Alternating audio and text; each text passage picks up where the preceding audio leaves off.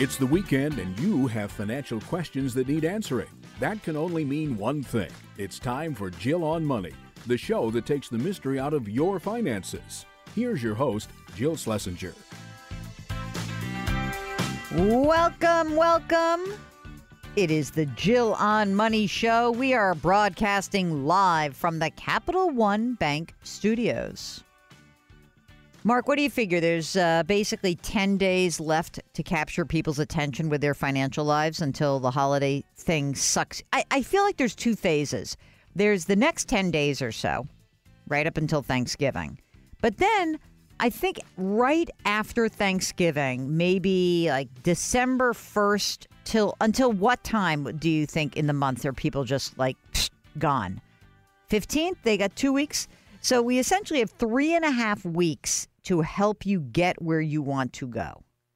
And I think that if we can try to help you just in our little way, it would be so great. And you know, I get it. There's so much competition for your attention.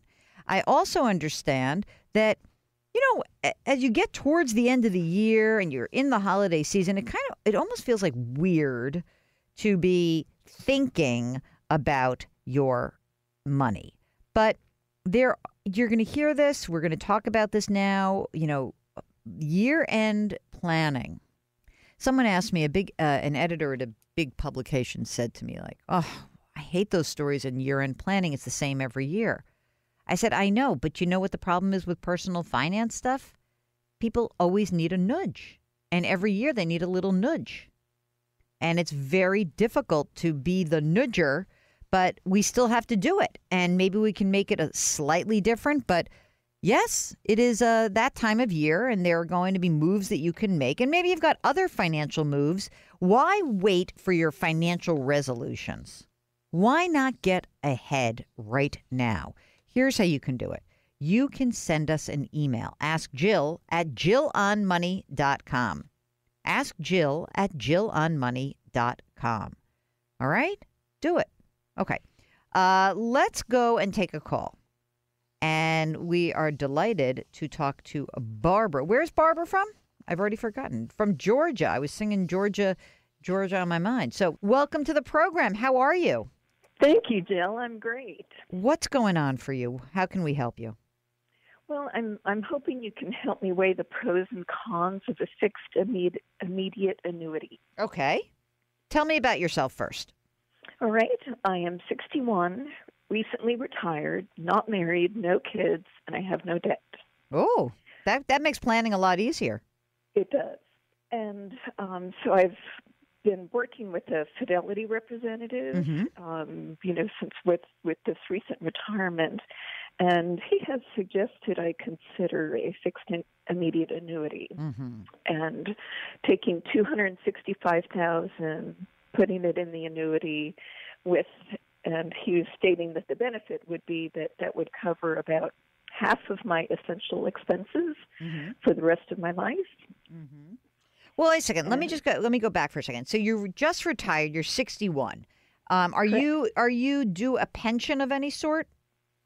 I worked for the state, and so they have an optional retirement program. So I'm sort of self-funded my pension. Okay, but it's not a fixed.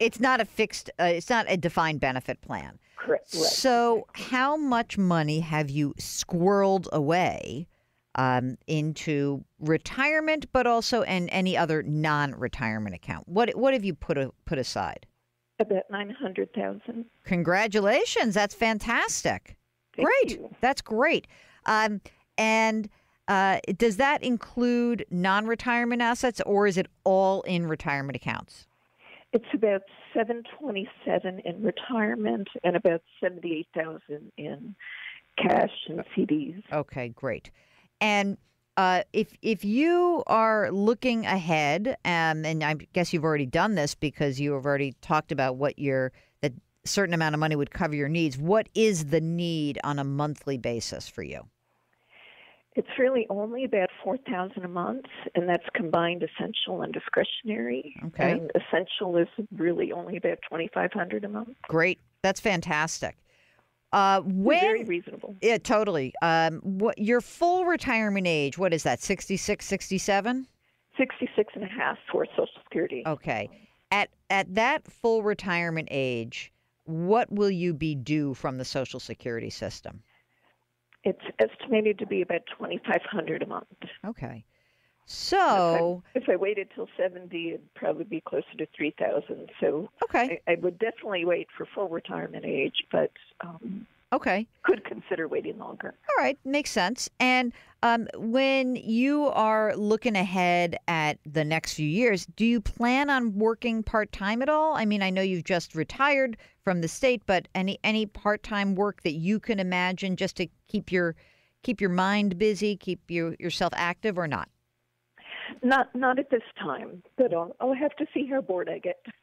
You know, that boredom, it's a funny thing. It can sneak up on you, can't it? Mm-hmm. Okay, so the Fidelity representative, who is not, I presume is not a fiduciary, is just somebody who works at Fidelity. Who is this person to you? I mean, in other words, is this someone you said you were rolling over your old retirement plan into an IRA rollover? Who is this person at Fidelity? Well, the way Fidelity does it is if you're a new retiree, or even beforehand, they assign someone to sort of have a financial relationship with you is the term they use. So Mm-hmm. I'm not paying him 1% Mm-hmm. a year to manage my accounts. Mm-hmm. And so he ran a couple retirement scenarios Mm-hmm. for me over the next 36 years. And, one with an annuity and one without an annuity. Right. And we're actually going to talk again later today. Oh, good. I'm so glad I'm talking to you. This is fantastic. Okay. And he is saying that what you may want to do is take some of the money out of that $727,000 in your qualified money, your retirement money, and put that into an immediate annuity, meaning you put a lump sum in and then you start cranking out some income, right? And that until that could cover you until you hit your full retirement age, your Social Security retirement age, and maybe beyond. So that's the premise, right? Right. Oh. And then also over time that it's covering more of my essential expenses without me having to worry about market ups and downs. Got it. Gives me a little more confidence to know that piece is covered. Okay. Well, I'm going to tell you what. Let's hang on for 1 second. We're going to go pay some bills. When we come back, we're going to look at that as a game plan and the upside and the downside of that immediate annuity and give you some alternatives. And let's think it through and see whether or not this works for you. So hang on. And for everyone else listening, the key word that I want you to just hone in on is Fidelity representative. I just want you to think about those two words, and we're going to come back and try to dismantle what the heck that really means. So you are listening to Jill on Money, and if you've got a financial question, we'd love to hear from you. Ask Jill at jillonmoney.com, and hop onto the website, jillonmoney.com, and there you can sign up for our free weekly newsletter and pre-order the book, The Dumb Things Smart People Do With Your Money. You know, you're smart, but we all do dumb things. Okay, check it out, jillonmoney.com. We will be right back.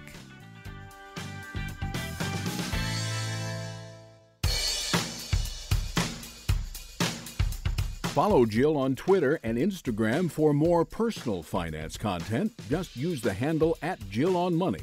Now, back to the show. You're back with Jill on Money.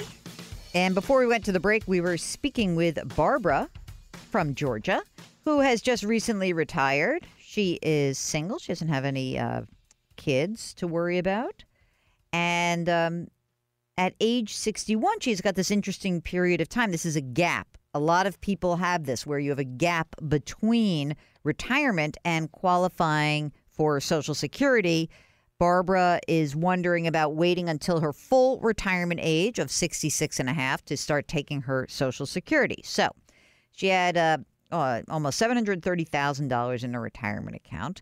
at Fidelity, and the Fidelity representative has basically said, hey, maybe what you should do is take a portion of that $700,000, put it into something called an immediate annuity, where you lose the ability to control the money. You plop it into an insurance contract, and the insurance contract starts pumping out a stream of income. And so that's a possibility. So, Barbara, the reason why before we went to the break, I said, it's interesting. It's a Fidelity representative, because that representative obviously does not have a fiduciary duty to you, because otherwise he or she would have identified that duty, would have said, my role in your life here, Barbara, is that I will do a full-blown financial plan, not just run retirement scenarios, but I must tell you what is in your best interest. And so this, of course, makes sense, because why, in fact, would Fidelity fight the fiduciary standard all along the way when they could have people who are representatives talking to people like you who are just retired? And as Mark described it, it's like sharks circling a lone swimmer. Do you feel like a shark is circling a lone swimmer, or did I just make you more nervous than you needed to be?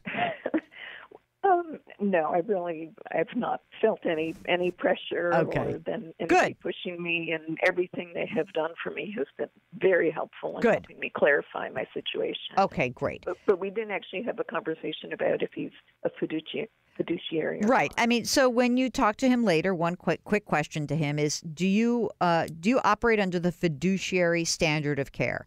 Meaning, Mr. Representative, do you have to tell me what is in my best interest, my absolute best interest, not what's best for his sales numbers, but what is the best interest? The next question you have to ask is, how much money will it cost me to do this, to execute this idea of putting, $250,000 into a fixed immediate annuity? There are costs involved. They're usually sort of buried under a lot of other garbage in a disclosure document, but I would ask up front, how much money is this? Then I would also ask, how much money are you being paid if I were to buy this contract? Very clear, right? Easy questions to ask. My biggest concern about the fixed immediate annuity is that you are absolutely right. It would certainly smooth out worrying about market ups and downs, for sure. But you lose $250,000 from your retirement. It's just gone. And my concern is that when you make that decision with an immediate annuity, it's irrevocable. And you leave yourself with just about $450,000 to have let's call it your safety net. It's not a ton of money if something bad happens. So here's what I would wonder.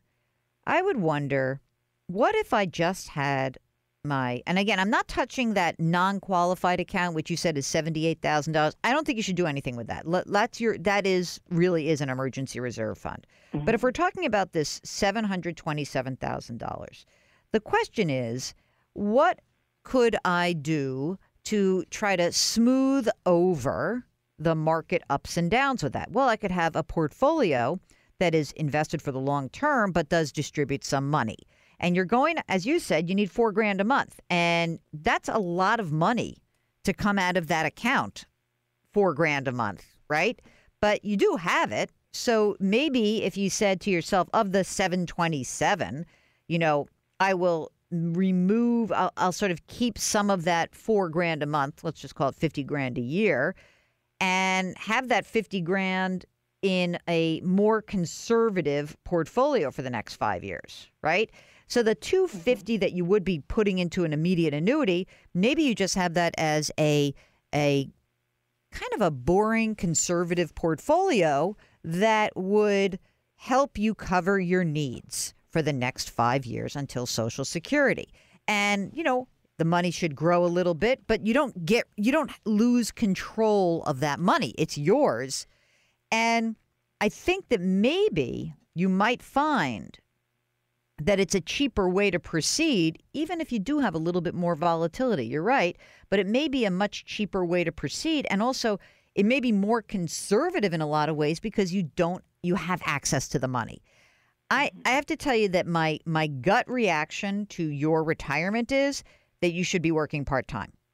That I think that you don't have so much flexibility. I think you could do it. I think that it is possible to do it, but I would really prefer if I had somebody who was a fiduciary planner. Look, the person can be at Fidelity, but I would have a much better confidence level if I knew somebody was running various scenarios on your behalf that you pay for, okay? That you basically say, I will hire somebody to do this, to run an analysis before you take the plunge of putting $250,000 in an insurance contract like an immediate annuity. That's my 2 cents. If you want, and you know what? There's tons of people who are advisors with Fidelity. There's tons of people that would be delighted to help run these scenarios, but I'm uncomfortable with a salesperson doing it. I really am. I'm much more comfortable if you said to me, hey, I have a certified financial planner, or I have a CPA who is a personal financial specialist who's run a bunch of scenarios, and they've determined that the absolute best thing I could do would be to put this money in an immediate annuity. But without having an objective person who's in your corner, who's putting your best interest first, it is hard for me to feel confident about this advice. It may turn out to be and you know what? It may turn out to be the best thing, but I want to put the brakes on right now. So when you talk to this guy, you say, you know what? I don't want to do anything so fast. I'm interested in talking to somebody who is a fiduciary. There's an advisor network at Fidelity. They can even make a recommendation. They can refer you. But I really think it would be so much better to have someone like that. And that would give you more confidence also. Because then you don't have to call it so fee only. Fee only, later. Absolutely. And, then you don't have to have like a knucklehead like me second guessing it. And but I am your favorite knucklehead, I hope. Absolutely. All right. I love your podcast. Oh, thank you. Everything you've done has been very helpful. All right. Well, listen, good luck. Call us back if more issues arise. Okay? We'll get you back on the air, or we'll just email with you, but don't hesitate, please. Thank you very much, Jill. I appreciate it. All right. Take care. Oh, Mark, what do you think? I don't know. Mark thinks we saved another one, but I'm worried that, look, sales of annuity products are up big. And I think this has so much to do with that, fiduciary standard got thrown out. And it's like a hodgepodge now. CFP board says, yes, they're going to adopt fiduciary standard at all times coming in 2019.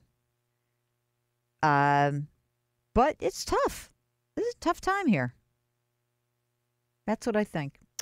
All right. If you've got a financial question or you've got a retirement question, see, I really wish I had heard from Barbara before she retired. There's a lot of people who are retiring too early. May not be the best thing for you. If you got that kind of question, why don't you give us a holler? The email address is askjill@jillonmoney.com. All right? Stay tuned. More of your questions when we return. We'll be right back.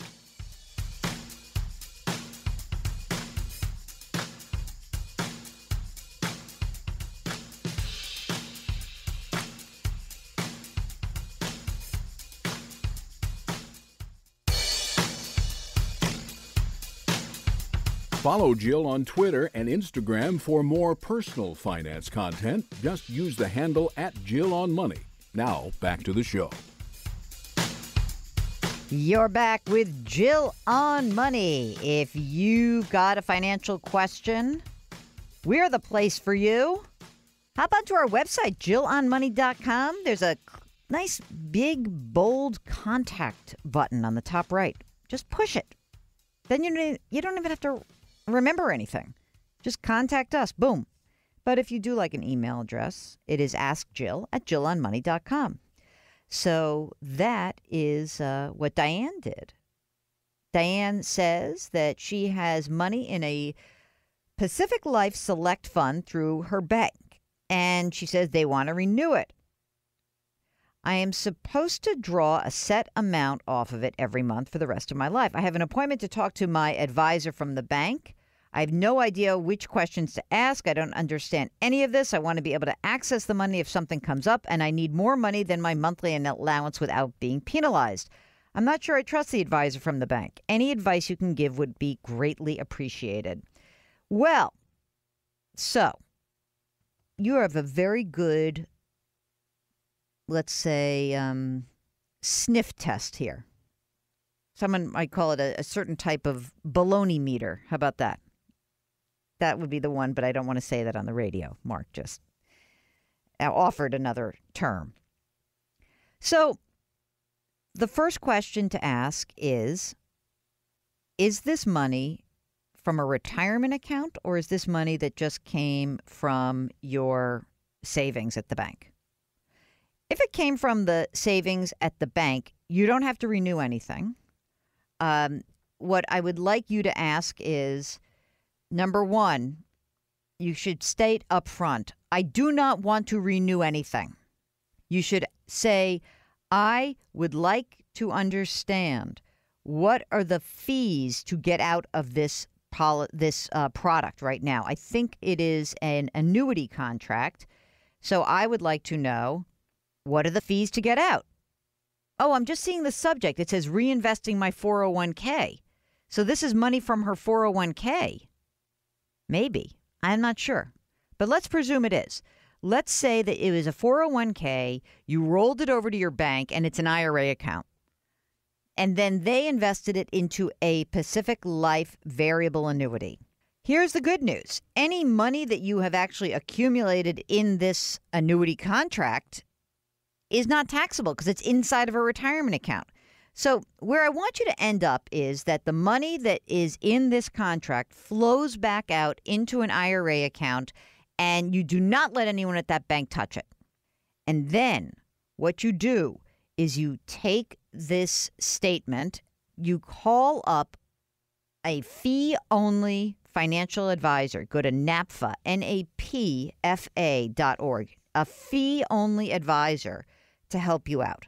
Because this person at the bank is not acting in your best interest. And I don't know how much money is in there. And if you want, we can talk again. You can call me back. We can absolutely do this with you. But I'm just 100% sure you don't want to be using this person at the bank. And this person is really not an advisor, in that this person is not advising you on the best thing that you should be doing with your money. This person is a salesperson. And so you do not want to do anything else with this person. All right? It's really important you hear that, Diane. I want to tell everybody, by and large, if you're buying financial products from a bank, that bank should limit its sales of banking products, not investment products. Do not use your bank for investing products, because they don't have your best interest at heart. They're not legally bound. They're salespeople. That's it. I think we're going to have to follow up with her. I bet she's going to have more questions. Carolyn's daughter's turning 26, and she's on the Parents' Health Plan. But then, of course, after 26, no longer eligible. Any advice? Where to go for her new health insurance? How about the Affordable Care Act? I mean, that's what it's there for. I'd go into the marketplace and check it out. Some colleges have alumni associations, so that could be a possibility, or go work someplace where, go work 20 hours a week as a barista and get some health insurance. All right, let's see. Dennis is selling his business, and he's getting mixed messages from different professionals on what it is worth. Is there a formula about how to value a business? Yes, except that, unfortunately, Dennis, it really depends on the industry you're in. What I would do is I would contact a tax person and ask that person for someone in your industry that helps do business valuations. I think that's your best bet. Because it really is, what's a business worth? It's worth what someone will pay for it. But how do you actually value that business is very industry specific.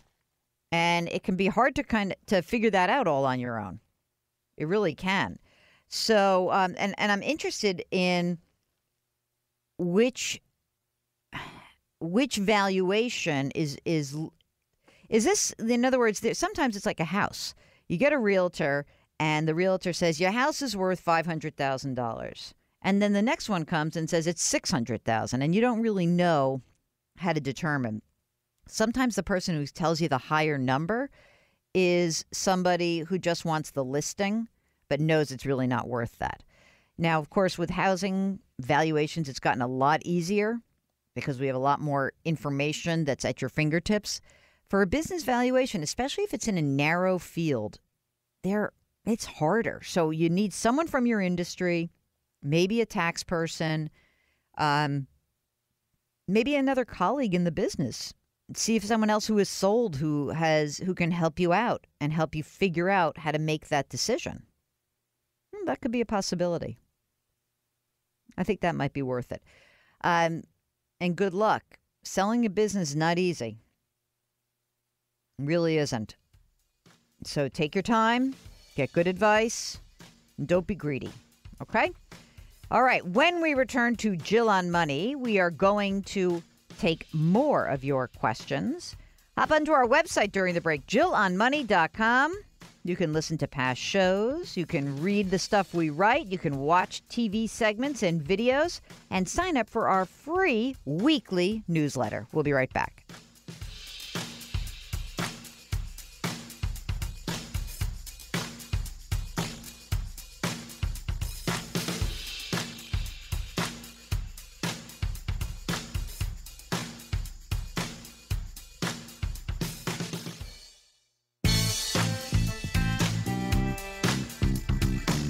If you've missed any part of the show or want to check out a past show, go to JillOnMoney.com for more great personal finance content. You are back with Jill on Money. If you've got a financial question, let's get you on the horn. Just send us an email. Ask Jill at JillOnMoney.com. Ask Jill at JillOnMoney.com. We are talking a lot about education these days because, this is the time of year where you've got kids looking at colleges, trying to figure out the FAFSA, which has been available since October 1st. And so I wrote an article about that for Tribune. If you want to find that article, it will be on our website, JillOnMoney.com, which you can just click on the Read tab, and you can read the stuff that I write all the time. And sometimes I repeat it, sometimes I just basically say, I had such a great article last time the stock market sold off. I'm going to write a new top paragraph and use all the same exact advice because it's the same advice. It looked familiar, didn't it? I knew you'd say so, Mark. Anyway, you can absolutely do that. Hey, we got to change the website, remember, because we have the book, right? Maybe we should put it in yellow so it stands out. Try that. Try a color up there. Let's see. Use the yellow from the cover of the book. This yellow, Mark. Hey, my book is available for pre-order. It's called The Dumb Things Smart People Do With Their Money, 13 Ways to Right Your Financial Wrongs. If you go to our website and you click on the book, you'll see you can pre-order it from lots of different places. So there we have it. Okay, back to college.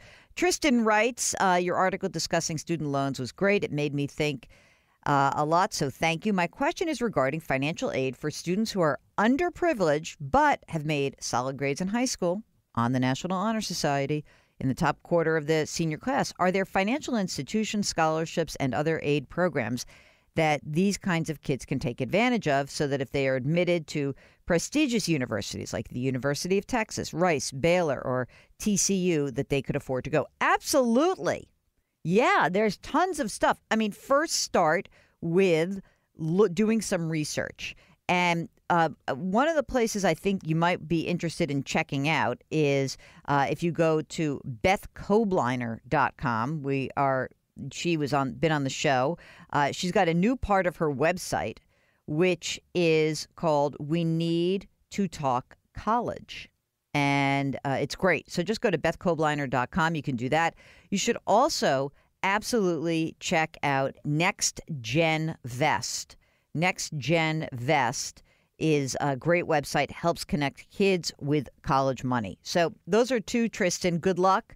Thank you so much for writing. I think one of the big things that we have learned recently is that when you are looking at colleges, the total amount of debt is incredibly important. You've got to limit what you actually borrow so you don't make your life or your kid's life so much more difficult later on.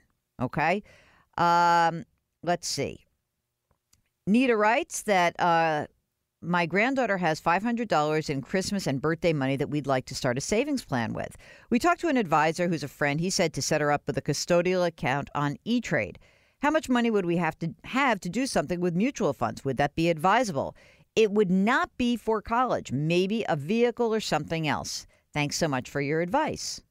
I heard you for the first time on WHAS 84 radio on Saturday, which is in Louisville. So thank you so much for listening, and thanks to WHAS, who we love.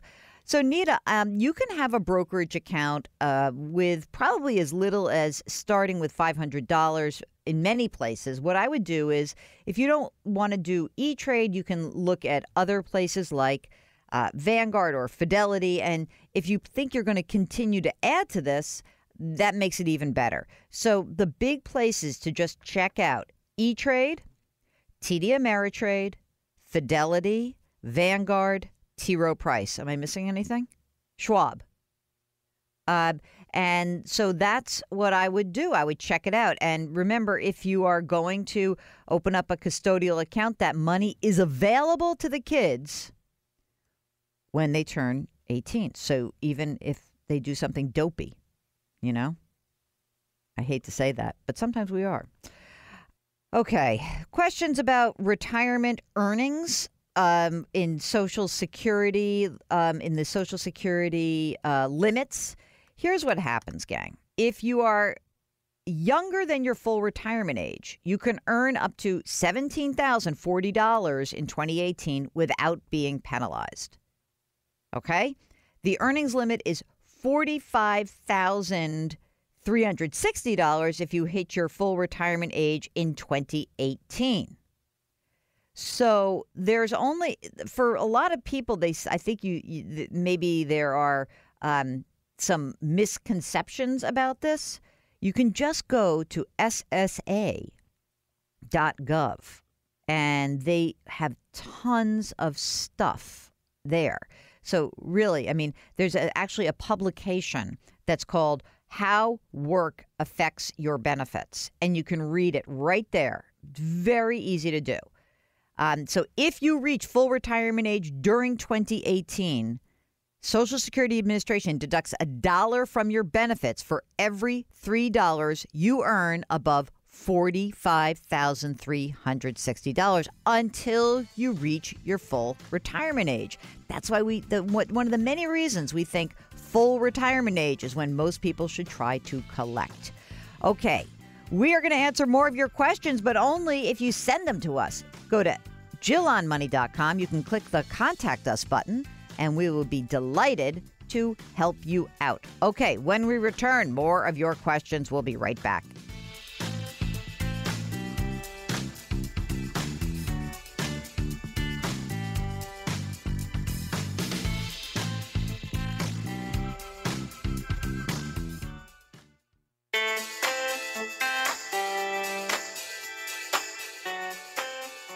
You're back with Jill on Money. If you've got a financial question, or really anything that has to do with a dollar sign, you know, just something that's irking you, gnawing away, keeping you up at night potentially, you got to let us know. We want to get you a good night's sleep. I think that's the most important thing. Good night's sleep for all. Mark, we could change the tagline of the show. Instead of demystifying your money, we could say, providing you with a good night's sleep every night.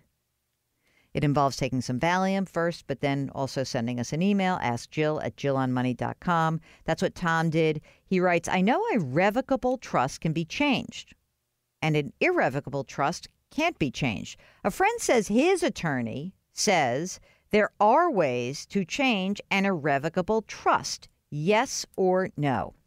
Well, that's a tricky question. I would say that there have been instances where a irrevocable trust has been changed. There's actually a famous case around this that's down in Philadelphia. There's an art museum called the Barnes Institute. So Barnes was this kooky guy, collected art from all over the place. He also has like dozens of Manets, Monets, gorgeous collection, and he created a museum outside of Philadelphia. And all the assets and the art was held in an irrevocable trust. It was a very specifically written trust, and theoretically could not have been changed. But then the trustees got it changed. They got it changed because they said, hey, you know what? The fact that this museum is out in the suburbs and we can't accommodate people, we're essentially can't keep up with paying for the maintenance of the museum, and not enough people are going to see this great stuff. So we want to break the trust. And it was a huge case. And guess what? They did it. Now, that said, it takes a ton of money, and it also really is not the preferable position. So could it be done? Yes. Is it really smart to plan on that? No, not so much. All right. That's it. That's the hour. We will be right back after we pay some bills. If you've got a question during that time, don't forget, hop on to JillOnMoney.com, click on the Contact Us button, and we can help you out. We'll be right back.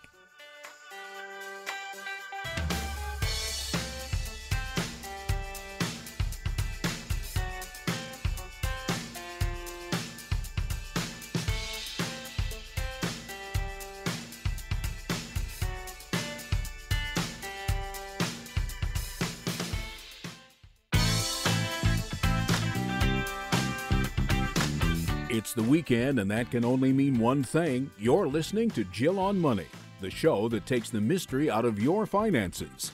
Here's your host, Jill Schlesinger. You're back with Jill on Money. It's the post-election version. Okay, now everyone go back to your corners and be nice, okay? Everyone be nice. No need to get testy. It's all over. Take a deep breath. We don't have to do this again for 2 years. Or as someone pointed out to me on election night, we're just hours away from the 2020 campaign. Oh, my God, it's exhausting. We have a great treat for you this hour. Our guest is just a really fun guy. His name is Ryan Serhant. He is the author of Selling It Like Serhant. You may actually recognize the name because he is a super-duper realtor in New York. He's actually one of the stars of $1 Million Listing. He has a trail of different experiences, and he loves selling. One of the things that was so interesting to hear about was how he actually was what he described as a failed actor. So how did this guy make a transition from being an actor to getting into real estate? We got that just ahead. Here's our interview with Ryan Serhant. So how did you start your career in real estate, and what is it that you really liked about it? Well, I can tell you what I really liked about it. I'd spent 2 years, basically, so summer of 2006 to summer of 2008, just trying to act. And when you do that, you spend a significant amount of time working for nothing. You can work your ass off. You can be perfect for every role and then still not get it. I would stand in line for 8 hours at Actors Equity auditions in Times Square, getting there at 6 in the morning just to try to be seen to be an understudy for some show that may never actually even happen, and then just be told, oh, they cast it already yesterday. Sorry, thanks for waiting. So it was a lot of work, and then you just end up spending a lot of money. You're paying rent, you're getting food, you're taking classes, you've got coaches, you're getting headshots, all this stuff. And it's just so hard to live, which is part of the deal. Like, no one sugarcoats it. And then when I got into real estate, I could meet somebody and I could run around with them all day long, And it had nothing to do with my face or the color of my hair or how tall I was or if I hit my mark right. They just wanted to like the apartment or not like the apartment. It came down to the numbers. And so I had a much better chance of working for free to then get paid than I ever did as an actor. Whereas a lot of real estate agents who get out of the business early on have a hard time with rejection and have a hard time with working for free because there is no salary, there is no benefits. For me, I'd spent 2 years working for free and being told to my face, like, oh, you'd be perfect, but we don't like your face. No one has ever not taken an apartment for me because of my face. As far as you know. As far as I know. Right. And so that was kind of liberating for me. And I've always been okay with the rejection because I was so personally rejected from all the ups and downs of like the acting business for 2 years in New York that I had built up a thick skin and like nothing. I don't take anything personally. It's so funny that you say that because I think that so many people, they'll talk about sales and they talk about the rejection of sales. Oh, I could never do sales. I could never do sales. But you had like acting is not just you're selling yourself, but selling yourself for a particular part and working really hard, and that you have to deal with that rejection, that you could just be like, okay, next. Yeah. And so tell me about the first time you made a real estate sale. Oh, man. The first time I made a sale took me a long time. I would say my first sale was a referral from a rental deal that I did in Long Island City. And so that first deal was $399,000 at 3 Hanover Square, apartment 10M. And I had to paint it, and I had to do all the open houses by myself. And it was dirty and it was messy, but we eventually sold it to a single girl whose dad was helping her with the purchase. And I think she had just graduated and was working around the corner. I think we did the deal for like $379,000. When you sold that, you get a boost of confidence. You sort of like are building your career at the depths of the real estate cratering in New York. Yeah. So besides Craigslist, once you start to get a few sales under your belt, what do you discover about the sales process that you're like, wait, I'm good at this? What is it that you're good at? I think at the beginning, I was very disciplined. And I looked at a lot of the other real estate agents who would come into the office at 10 before an appointment, print something out, go on an appointment. They either get a deal done or they don't. They complain about it later. They ran around like their head was cut off like a chicken. And every year was the same as the year before. And it was just this up and down roller coaster of sales, which is what it's like for most people. And I said to myself, you know what? I'm not going to do that. I'm incredibly organized. I'm very disciplined. It's the way that I was raised. And I'm going to treat this job as if I were an investment banker, And so I'm going to wake up at a certain time and go to bed at a certain time. And I'm going to schedule myself all day long, even if I don't have clients, because if I take care of the work will take care of me. I feel like people in real estate where you can have a big payday, they really focus on one property. Yeah. And you say that is not the best idea, that you really need to have more than one ball in the air. So Can you talk a little bit about how you filled your pipeline and how you manage that? My kind of sales game theory, if you will, is that there's this mentality that you need to be hyper-focused on deal by deal by deal. But that gives me somewhat of a heart attack because not every deal goes through. And then if that's what you do, your deal volume will be low and you need to focus on as many deals as possible, which is really hard to do. And that's what I talk about a lot in the book, is trying to figure out how to control that chaos. And you do that with structured discipline. Like it's not hard. You just have to know what to do, when to do, and then you have to be accountable to yourself and set expectations. And then when balls fall, which they will always fall, you have to do what's best for the group. Right, which is also then best for the individual. And that's how I lead my team. I think that's very smart, and it's something that's lost in the sales process. And part of the discipline around that and filling that pipeline, it's yes, you get new people in. Yes, you're working at a number of things, but you actually have specific actions that you talk about, which I have dog-eared this, by the way, because I'm an old salesperson. Love it. And I loved the idea of the 3 Fs. Yeah. Buy the book, but I want to tell you about the 3 Fs. Talk about the follow-up. Yeah, my publisher was like, "You sure you want to write a whole chapter on follow-up?" I was like, Yes. I was like, yes, it will be interesting because the deals that I've done and the stories that I can tell just because of follow-up and like that deal that took me 5 years and all of that will be interesting and I proved them wrong. So follow-up is the key to my whole life, and I break it down into 3 forms, and I call them the 3 Fs, and it's follow-up, follow-through, follow-back. And for people who are visual, I try to explain it as like a game of golf, right? Follow up is the first smack of the ball. You cannot get the ball in the hole unless you hit the damn ball, right? Follow through is making sure that you have follow through with your swing so the ball goes where you want it to go, right? And then follow back is going and finding the ball, checking on it, making sure it's good, and then you hit it back again. And eventually you'll get it in the hole, and then if you do a good job, maybe you get to play the next hole, and the next hole, and the next hole. So follow-up is, you can never wait for someone to talk to you. Like in sales or whatever your job is, it's not the other person's job to have interest in your life and in what you do. It is your job and your job alone to get them interested, and that's what that initial follow-up is. We'll get back to our interview with Ryan Serhant, realtor extraordinaire, in just a minute. It is Jill on Money, and if you've got a financial question, we'd love to hear from you. Ask Jill at JillOnMoney.com. Ask Jill at JillOnMoney.com. We'll be right back.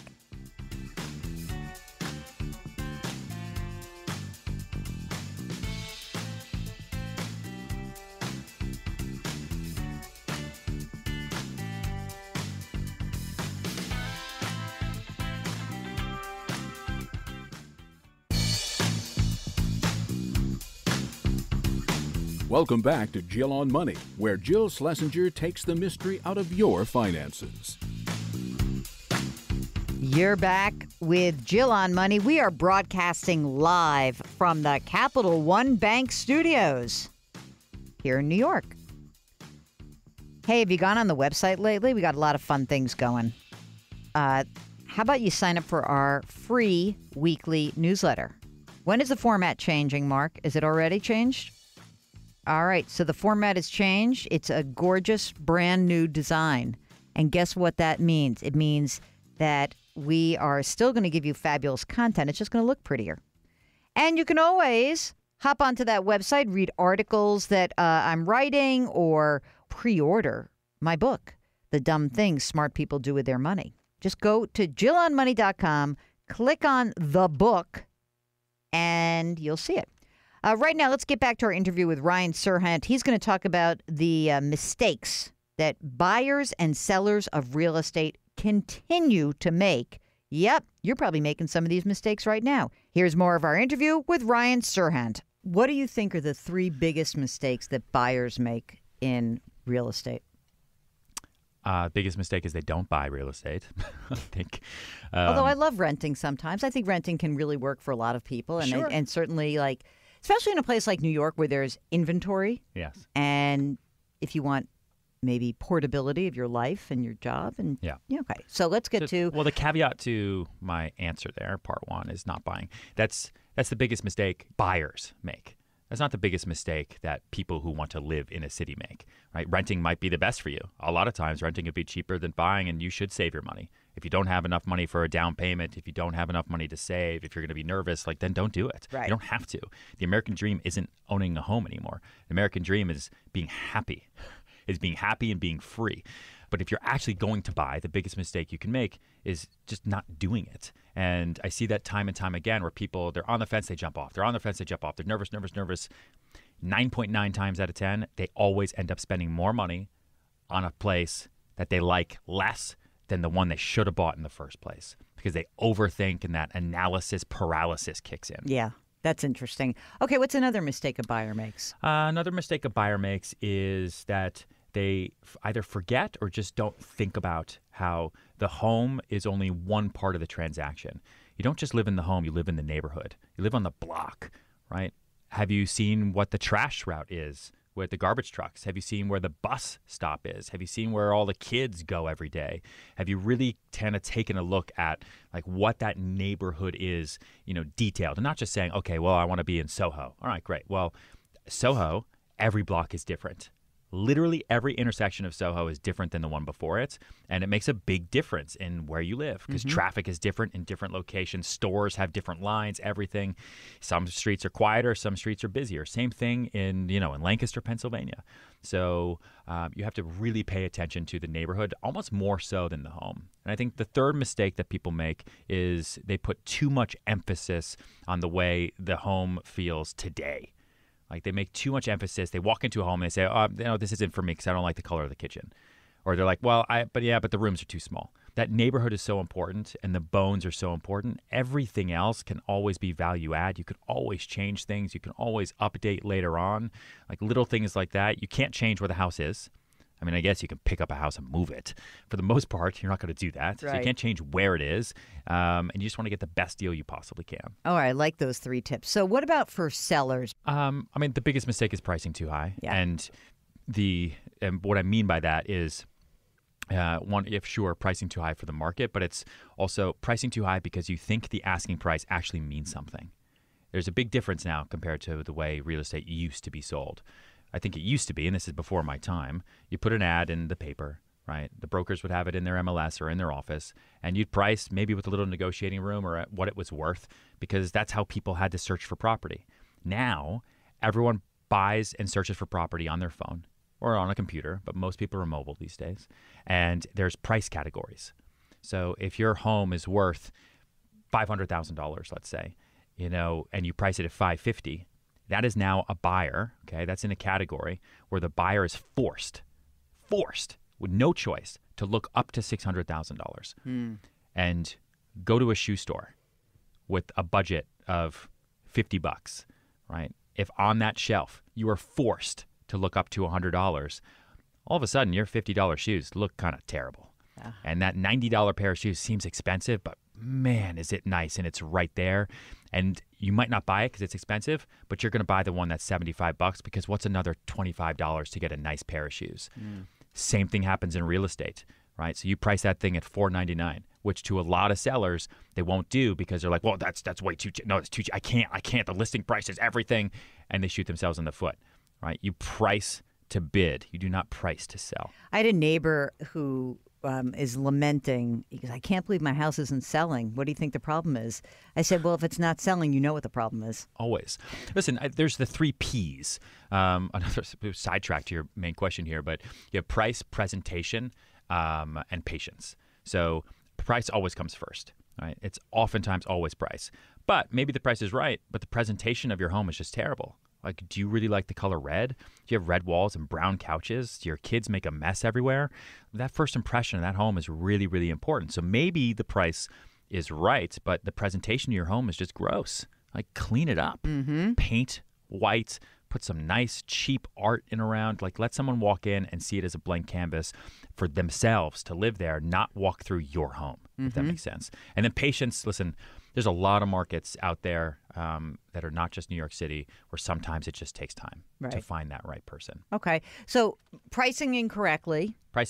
Two, the second biggest mistake people make is not getting their home ready to actually go to market. So staging it? Staging, presentation, kind of what I just said. Okay. Right. It's staging, it's the presentation, it's making it look like a first date. Right? Because that first 30 days on the market, you're getting a lot of first dates. You want to look your best. Yeah, of course. You want to look your best. Put your best foot forward. And a lot of sellers say, well, our location's great. I put all these renovations in. It's fine. Put it on the market. I'm not going to do this because I don't want to spend the $10,000 to clean it up. And then 6 months later, they sell for $300,000 less than they wanted to in the beginning because they were penny wise and pound foolish. What's the third mistake a seller makes? The third mistake a seller makes is trying to do it on their own. I know, it's so hard. That whole, FSBO. Penny wise, pound foolish. You try to save the commission, and you end up paying for it anyway. How'd you get into TV? Now, coming full circle. I got out of TV. They got out of TV. Got into real estate. Real estate. You rocked and rolled into real estate. Then what happened? Then there was a casting call in the real estate trades in the city, casting for the greatest brokers in the history of New York City to do a spin-off show of a show called $1 Million Listing that aired on Bravo in Los Angeles. And they were going to do the New York version. And I went to an open casting call with 3,000 agents. Stop. 9 months later, they cast 4 of us. And they said, all right, we're going to shoot the first season of the show with 4 of you. One of you is not going to make the final cut. Bring us the best properties, the best buyers, and let's make the best TV. And one of us got cut. But not you. Not me, because I was stressed out the whole time. I was like, I don't want to be cut. I can't be fired off another. Like, imagine being a new real estate agent. Like, I can't be fired off a real estate reality TV show. My career will be over. It's like, I have to win this thing. I want to be an actor. I can't be fired off an actor reality show. It'll ruin my career. So being on the show, did it propel you to a whole different universe professionally? No. What it did was it made opening the door a little bit easier. At the beginning, no one cared. It was a reality TV show on Bravo. People knew Bravo for housewives, and they did not take it seriously. But it helped me open the door, and I used it, right? For the few of us that have been on the show for a while now, like you take what you have and you just milk it and you use it. So it brings great exposure. It's great exposure for properties. It's advertising that I could never, ever, ever afford. And it airs to 25 million people around the world. And we've been doing it for 7 years now. But I still had to close. I still had to then convince people that I was a real broker and not just on TV and dancing around. Well, thanks so much, Ryan. You're the best. If you want to read more about his great sales tips, you can go to our website, JillOnMoney.com, and under the Listen tab, you'll see we've got show notes, and you can see a link to Selling It Like Serhant. If you've got a financial question, we want to hear from you. Send us an email. Ask Jill at JillOnMoney.com. We'll be right back.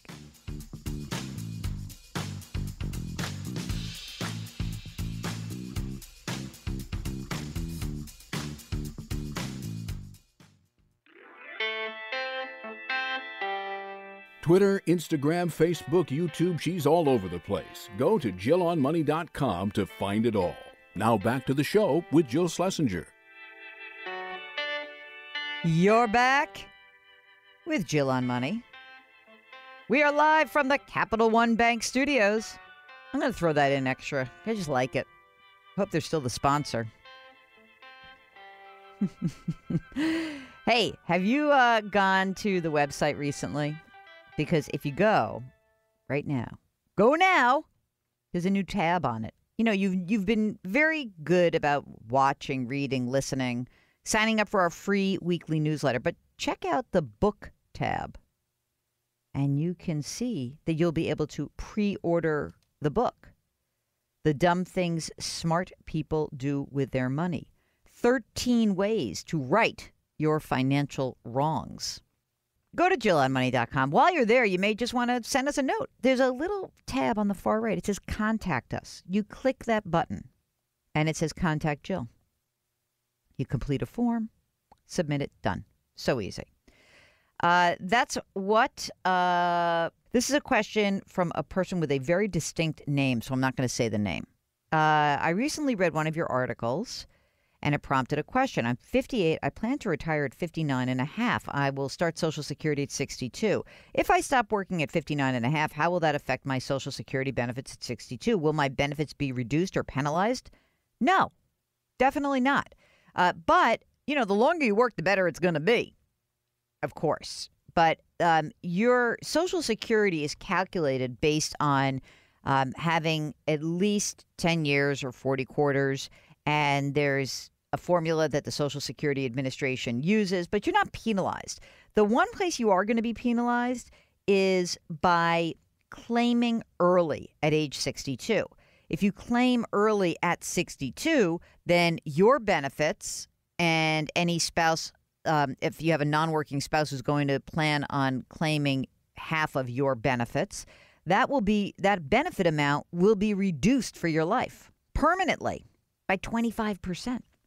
So I really don't love the 62. I mean, maybe you have lots of other money. I don't have enough information about you. But that said, I think that really it is better if you can wait.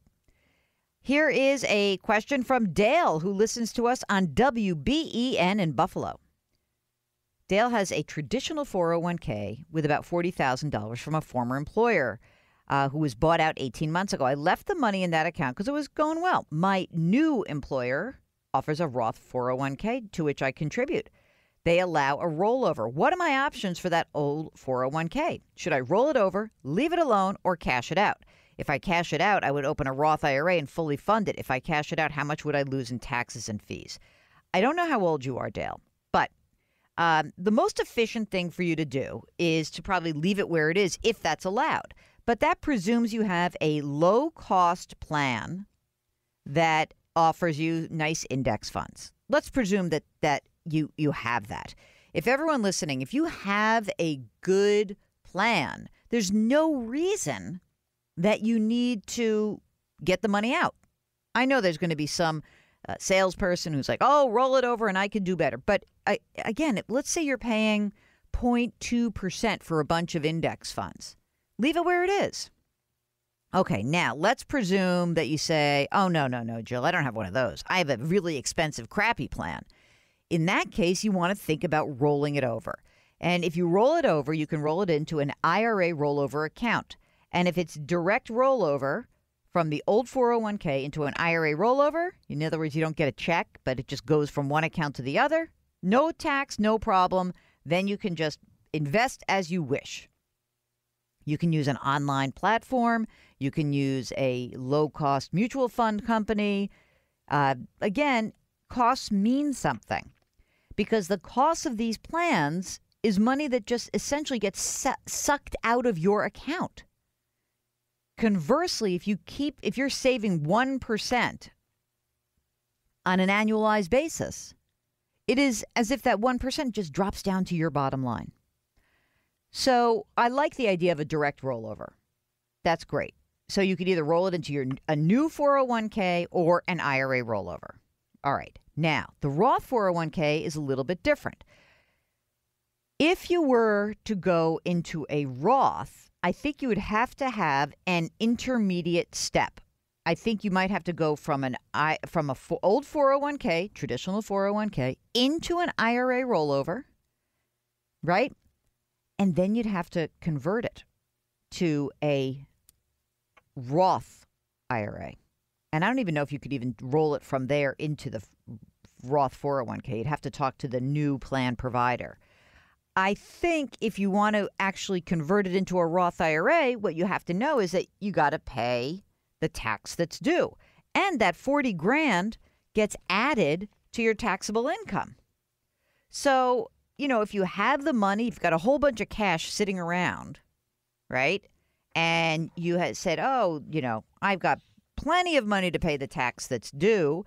And maybe you're in the, let's just pretend you're in the 22% tax bracket. You make, let's say you made, I don't know, $40,000. Maybe you make $40,000. You're single and you add another 40 to it. Then all that money has to be taxed. So that keeps you within the same tax bracket. But I'm just saying that if you don't have the money to pay the tax, don't convert this. That's the big issue. So my guess is chances are for you, you can either leave it in there if it's a good plan, move it into an IRA rollover, or potentially convert it. But that, again, really has to do with what you are feeling like. Okay? Okay. How much time, Mark? I'm going to do this one. Oh, boy, that's a long email. I can't do that. I think we're going to have to. It's got to be quick. Oh, rats. Hold on. Let me see this one. No, these are too long ones, so I can't do it. Someone just asked me upstairs, Mark, that at work, that he's sitting in cash, and he said, so what should I do? I said, well, I think you should invest it because this is long-term money. And he did one of these, yeah, but. So essentially, he asked me a question, and he doesn't want to follow my advice. So good luck to you, Adam. Good luck. He's got like $50,000, but he doesn't need it for at least 10 years. It's extra money. And I said, well, what happens? The market's going to drop and you're not going to want to put the money into the account. He goes, oh, yes, I will. I'm prepared for that. I said, okay, good luck. And I said, by the way, why don't you buy my book and stop bothering me with this 30 seconds before I go on the air? But thanks. I have fun in my job. All right, when we return, we're going to take more of your questions. Just send us an email. Ask Jill at JillOnMoney.com. We'll be right back.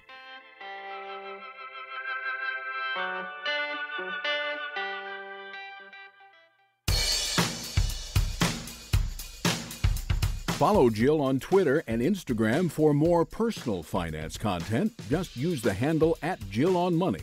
Now, back to the show. You're back with Jill on Money.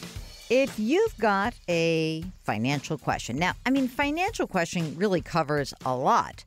It can be a tax question, a retirement question, a college planning question. Maybe you're comparing two different job offers. Maybe it's a question about marriage. Maybe it's a question about estate planning. All of those things. We talk about all of this stuff.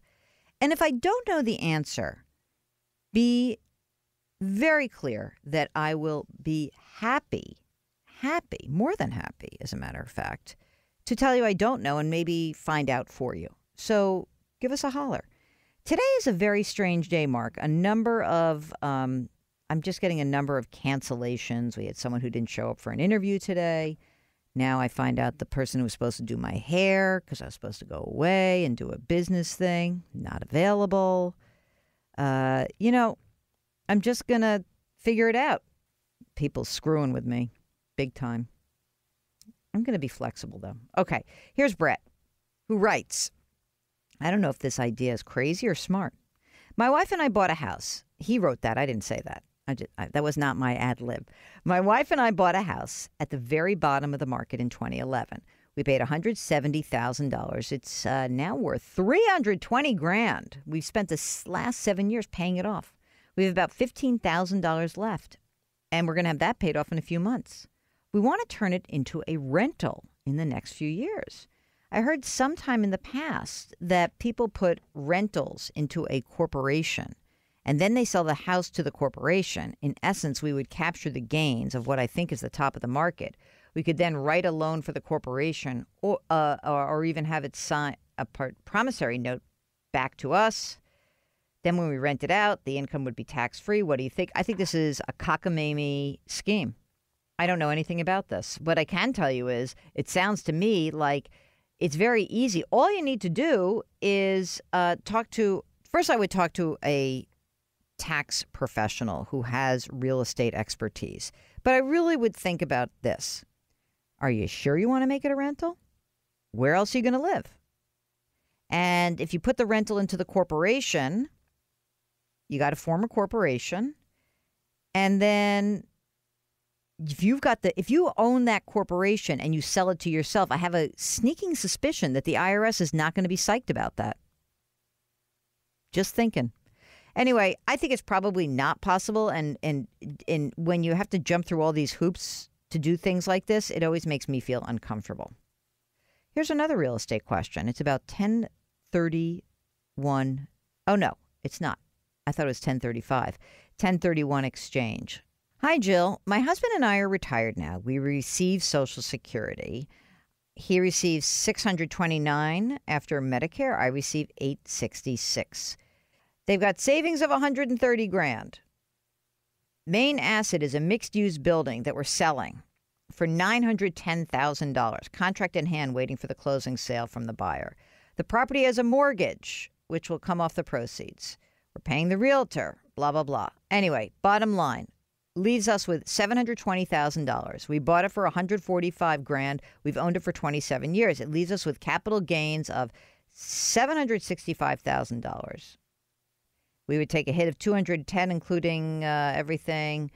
In looking to avoid this hit, so you know what you do is you have this gain, and you either pay for it when you sell the building, or you can do something called a 1031 exchange, a like-kind exchange, meaning that you are basically taking the proceeds of your real estate and you are using it to purchase new real estate, thus delaying paying the tax that's due. And they're talking to somebody who can do these kinds of exchanges. You have to get someone very specifically. It's complicated. And this person is saying they should buy something for $1.4 million. And they'd be passive owners. He'd charge a fee to facilitate. We have no experience with this. We'd like to know if you have an opinion on these types of transactions. What are the pitfalls? So, okay. I'm not going to comment on the specific transaction that this guy is sending you. I'm actually going to comment on something a little bit different. That is that a 1031 exchange can be really a great way to defer paying taxes. On the other hand, you might be thinking to yourself, why am I doing that? That maybe you just don't want to pay taxes on this. Do you want to be landlord still? Do you want this? Is this real? Do you not need this money? I don't know. Maybe it's a question of really like when you net everything out, is just paying the tax bill easier, or do you want to make this real estate business continue in the future? And obviously, anything you do right this second involves risk and tying your money up. Would you rather just pay Uncle Sam and be done?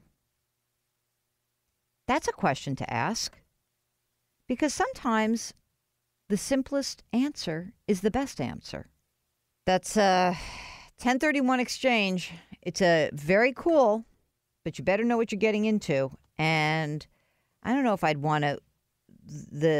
The advice is to buy something much bigger, and I don't think I'd want to do that. Do you really want to take on a mortgage right now at this point in your life? Is that what you want to do? Where are we, Mark? Are we ready to rock and roll here? Yeah, I think we are. There's the music. You're listening to Jill on Money. We don't want to complicate your life. I like simplicity, really.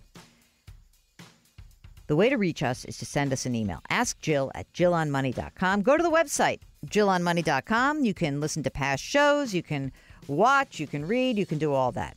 All right. We'll be right back.